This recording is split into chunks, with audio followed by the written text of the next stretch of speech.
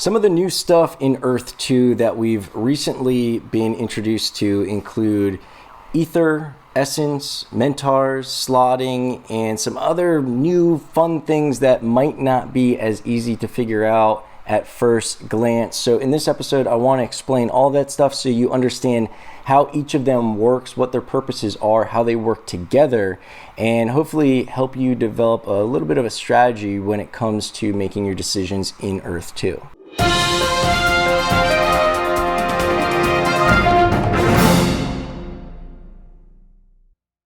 What's going on, Earth 2 novice enthusiasts and everyone in between? Welcome to another episode of Earth 2 News, where we discuss everything Earth 2. If you want to stay up to date with the latest news, strategies, giveaways, and events, make sure you are subscribed and you've got those alert notifications on. You're also going to want to check out the links in the show notes so you can learn how to win money and land in my weekly giveaways, as well as subscribe to my newsletter so you can get exclusive information before it even makes it into an episode.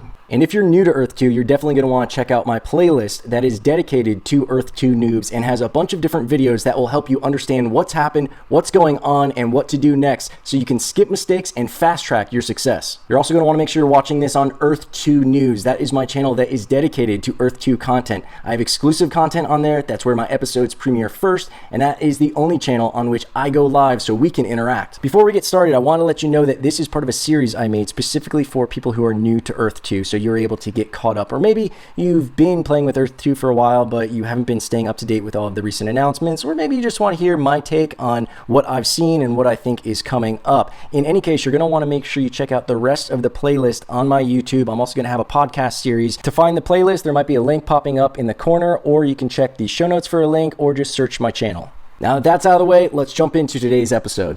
Now I can start in a couple of different areas, but I want to start with jewels. But if you want to know more about jewels and recipes for crafting jewels, I do have another video possibly popping up right here, or there's going to be a link in the show notes, and I highly suggest you check that video out because I will go into way more depth and detail with all of the things that relate to jewels. But to start off with jewels, every property that you have will render or produce jewels every so often, and I haven't really figured out how frequent it is. I think there's a few little variables. It's somewhat random, but not completely random, but I have noticed that it's not a consistent amount of jewels every day. But just know that the more property you have, the more jewels you're going to produce. You're going to get all sorts of different colors with the jewels, and again, I'll go more into what the colors mean and what to do with that stuff in my other video. But just so you understand, jewels are produced each and every day, depending upon how much property you have. Now, e-ther is also produced each and every day from your properties, again at a somewhat randomized amount, not consistent at least. Maybe I wouldn't say randomized, but it is also based on how much property you have and how big your properties are. So far, there might also be some location-based correlations that I haven't been able to figure out, but the difference between jewels and e-ther is that you require having mentars in order to capture or detect the e-ther. But before we continue, I know what you're thinking. Whoa, what the hell is a mentar and how do I get one? Great question. This is a mentar, and this is also how you're able to get it while my body is blocking some of the explanation. Don't worry, because I'm going to give you the gist of it. Essentially, to get your initial mentars, you can either purchase them if you're in a rush, but to get them free on every single one of your properties, all you have to do is sign in 7 out of 14 days. So it doesn't have to be 7 days in a row, but if you do sign in 7 days in a row, you obviously are going to complete the objective faster. So I would definitely suggest setting an alarm, marking it in your calendar, doing whatever you have to do. Sign in 7 days in a row, and that'll automatically give every one of your properties a mentar. What happens if I buy new property in the future? It automatically comes with a mentar. And again, the mentars detect e-ther, and its ability to detect e-ther allows you to collect the e-ther, and now you can convert that e-ther into essence. Now, each tile that you have can produce up to 1 ether per day, and it's not like a fractional amount. They're always in whole numbers. But what I mean by up to is not every tile of land will produce an ether every single day. And ether and essence, they're very interchangeable. You basically turn ether into essence. So if you ever hear me mention essence when I should be saying ether, forgive me, but they're interchangeable. It's basically the same thing. So you detect the ether, you convert it to essence. Now, the reason why you're going to want to pay attention to your account pretty frequently is the ether that you're detecting isn't going to stay in your Mentar. If you log in a month from now, a lot of that ether is going to evaporate. You have about 48 hours to turn that ether that's been detected into essence. So you're going to want to make sure you're logging into your account at least every other day. I'm pretty good about logging in just about every day, and I use that to collect my jewels, which, as I mentioned before, those are generated, produced, or whatever daily, and then also convert my ether into essence. Now, essence, so you understand what that is, if you're familiar with cryptocurrency, and especially if you've been involved with NFTs, you're very familiar with gas fees. And think of gas fees or essence as the compensation for work being done. So what I mean by that? Well, when you have resources and you want to convert your resources into an asset, there's some work that has to be done. It wouldn't be fair just to allow whoever has this much wood to make a log cabin, right? They have to convert that, because in the real world there would be some work being done that takes this product and turns it into this result. So essence kind of represents that work being done, so to speak. And I imagine that will not only come into play with resources and converting them into assets, but it's already something that has to be used when you're getting into crafting. And again, I'm going to go into jewel crafting in much more detail in another video, so check that video out. But now let's talk about slotting, because this kind of brings everything full circle back to jewels. Your Mentars will have a certain number of slots, and those slots fit a certain number of jewels. Each slot fits 1 jewel. Now, the amount of slots you have is related to 2 things: the tier of your land and the size of that parcel of land. So if you have 1 square of land, you're going to have a minimum of 3 slots, meaning you could put 3 jewels in that Mentar, and that would be a scenario where you have 1 square of land and it's tier 2 land. Tier 2 land has 3 slots by default as the minimum in their Mentars, and tier 1 land has 5 slots in their Mentars. And again, that's the smallest piece of property. Now, if you have a larger piece of property, let's say it's 750 squares, you would actually be maxing out the amount of slots you have. You like free money? You want to win some free land? Well, you're definitely going to want to check out my 2 giveaways that I have going on right now. The first one is the referral raffle. To enter that, you fill out the form below, and I'm going to use your promo code when I make my purchases. The next one is going to be my land giveaway. Each and every week, I buy land and I give it away to people who use my promo code. All you have to do is use my referral code when you're making your purchases, take a screenshot of the transaction and send it to myearth2news@gmail.com. Each week I pick a random winner who receives all of the land that I'm able to purchase for that week. Every purchase you make with my referral code is another entry, so make sure you're using my referral code on your purchases, make sure you're getting screenshots, and make sure you're sending them to myearth2news@gmail.com. I wish you the best of luck, and I hope to see you in the winner's circle. Yeah, that's better. I'll actually give you a visual so you can see what I'm talking about. As you can see, that first tile is 1 square. This is a perfect example. This is 1 square, but it is tier 1. So again, as I mentioned, tier 1 has 5 slots as a default. Now it can have more, but for it to have more than 5, it has to be a larger piece of property.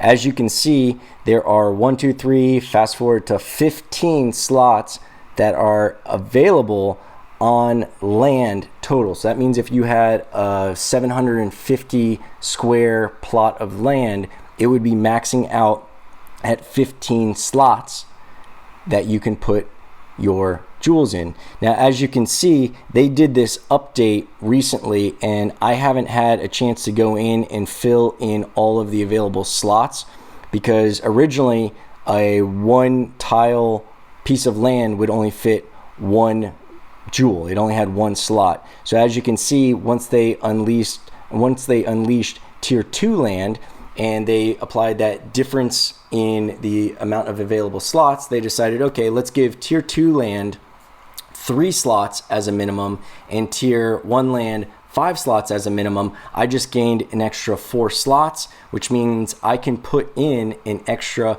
4 jewels now.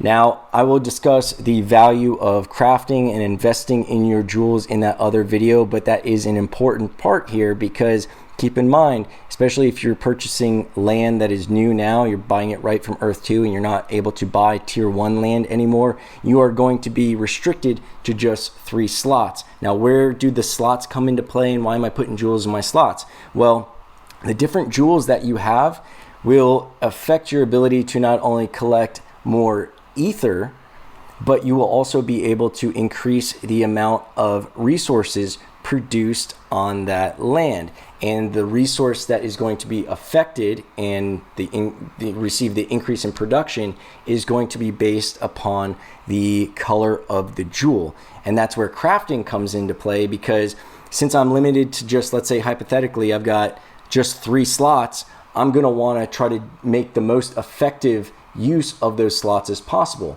Now, if I could put a more powerful jewel in these 3 slots that I'm limited to, I can actually increase the amount of production to be more comparable and kind of stretch the limitations of what I've been given with just the standard 3 slots. So I could basically make it so a 3 slot piece of land could get closer to the production value and the efficacy of maybe a 5 or 6 slot piece of land that someone just has basic jewels in. Again, I'm going to be investing in these jewels using crafting techniques, using some of the recipes that I can give you. If you want to have the recipes, by the way, and I will explain the recipes again in another video, but to get access to the recipes that'll teach you how to combine these different jewels and make the desired jewels that you want for the resources and the e-ther you want, check out the links below. There will be a form that you can fill out, and in that form, or after you fill out that form, I should say, you will get an automated email that will give you links and information to a few things. Number 1, in relation to what we're discussing, is going to be the recipes for you to craft these jewels. And again, definitely check out that recipe video because I go into a bit more strategy, depth, and detail, and some not so common information that you're definitely going to want to know above and beyond just having the recipes. So again, slots and the jewels put in them affect my ability to increase my resource production. I'm going to be using essence. The essence is created from e-ther. The e-ther is detected by Mentars. I get the Mentars by logging into my account 7 days in a row or 7 days within 14 days. And what happens if I don't log in 7 times in 14 days? It restarts. So just do 7 days in a row, get your Mentars as fast as possible. And as I mentioned before in the beginning, you can buy Mentars if you want. However, you're only going to be buying the Mentars one at a time, and it will just be for that property. So why not get free Mentars, get them on all of your properties, including future properties, instead of having to continually buy Mentars over and over and over again. And you can buy additional Mentars if you want, and I guess put 2 Mentars on one piece of property, depending upon the space. I don't know, I haven't done that yet. Maybe I'll look into it. But I'm generating plenty of e-ther and collecting plenty of jewels as it is right now. Once resources are available at the time of this filming, they're not, or at the time of this recording, they are not. But once resources are available and they are being produced by the land that I have, I might look into maybe adding more Mentars to the game by buying some extra Mentars in key areas, whether they're more efficient there or maybe there's a deficit there and it's a resource that I want to produce more of. I don't know, lots of variables, but I will have an episode on that when it becomes available. But until then, this arms you with a lot of information that you're definitely going to want to check out. As you can see, I've already generated some jewels for today, so I'm going to have to go in there and claim them. I know I've already claimed and converted my e-ther for today and turned it into essence, so if I do want to do some crafting or any special stuff, I've got the essence available to do all the different crafting options I want. And it looks like I've got some time to spend in Earth 2, so I can make sure I craft some jewels, upgrade the jewels, and put them in those available slots. So unfortunately, I'm going to be wrapping it up right here, but I think I've given you enough information. Again, check out my other videos for more in-depth knowledge on the specifics that I've kind of brushed over, specifically the recipes and crafting and all that other fun stuff regarding jewels. But until then, thanks for tuning in, and I hope you found this information useful. Thanks for tuning in. I hope you found it informative and useful. For more information on this subject, as well as deep dives into anything Earth 2, tips, strategies, upcoming events, giveaways of both cash and land, you're going to want to make sure that you're subscribed to this channel, Earth 2 News, and my newsletter, as well as checking out those links in the show notes below. Until my next episode, I look forward to helping you find your way around Earth 2.